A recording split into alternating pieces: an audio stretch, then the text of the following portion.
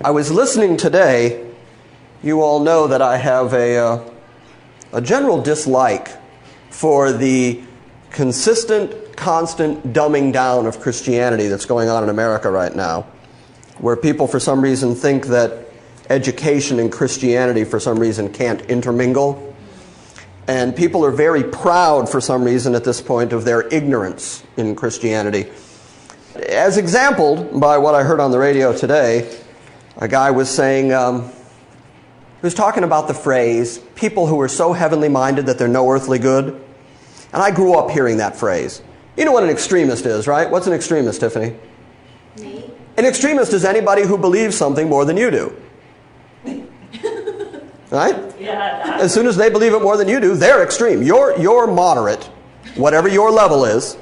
You're defendable. That's right. But, That is. but anybody who believes it more than you do, that's an extremist. And so I'm often called an extremist, and I'm comfortable with that. Because I tell folks, well, that's right, I'm extremely sinful. And so I have a very extreme God who went to great extremes in making his son suffer extremely to give me an extreme eternity. So I'm very comfortable with the extremes of Christianity. So they were talking today about people who are so heavenly minded that they're no earthly good. And when I've ever heard that phrase in my life, I've always said, show me that. Show me somebody who's so heavenly minded that they're of no earthly good. Paul was incredibly heavenly minded, and yet did a great deal of earthly good. There's no such thing as somebody so heavenly minded that they're of no earthly good. So I reject that notion out of hand. So this guy, trying to describe what it would look like for someone to be so heavenly minded they were no earthly good, he said, you know, someone who spends all their time with their nose in the scripture, busy trying to get everything right. Well, yeah, you don't want to be around people like that. You know, you'd hate to be around somebody who actually cares what the Word says and is actually trying to get it right. And he then said, because what's really important is your relationship with Jesus. Oh, you saw that coming, didn't you? Because what's really important is your relationship with Jesus. And they don't even understand what they've just said. Your relationship with Jesus is completely predicated on what this Word says. Your relationship with Jesus is defined by what this Word says.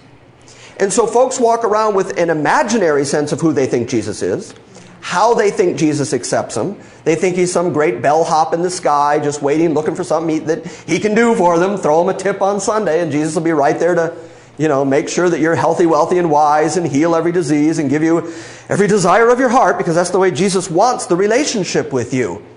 Your relationship with Jesus is defined by going through this Word and getting it right.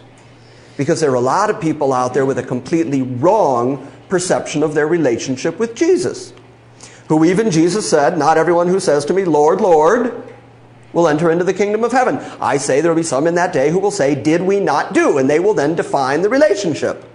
They'll describe their relationship. I did great works in your name. I cast out demons in your name. I prophesied in your name. That's my idea of the relationship. His idea of the relationship will be, I never knew you.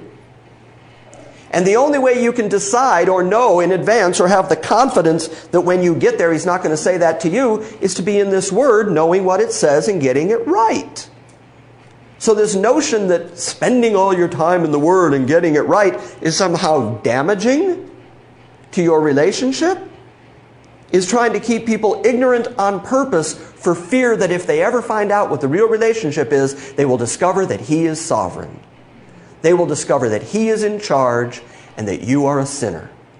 Yeah, related with that, I saw TVN a couple hours ago, and part of the message was, God is as big as you allow Him to be. Wow.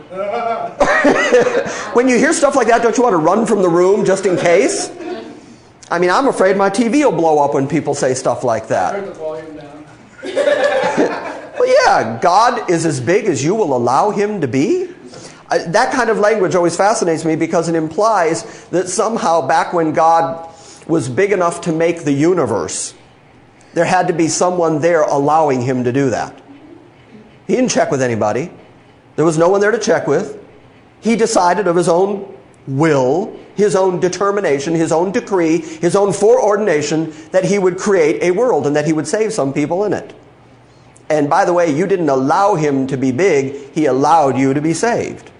But people want so badly to put themselves at the center of that relationship and make themselves the determining factor in the relationship, and then they want to dumb down or decry or make fun of anybody who's serious about the Word. Anybody who's really studying the Word, they then say that's an extremist, they're so heavenly minded, they're of no earthly good. And somehow people go, yeah, right. When in fact that's a lie. The truth is, the more heavenly minded you are, the more earthly good you can do for people who need to know where salvation is. Right?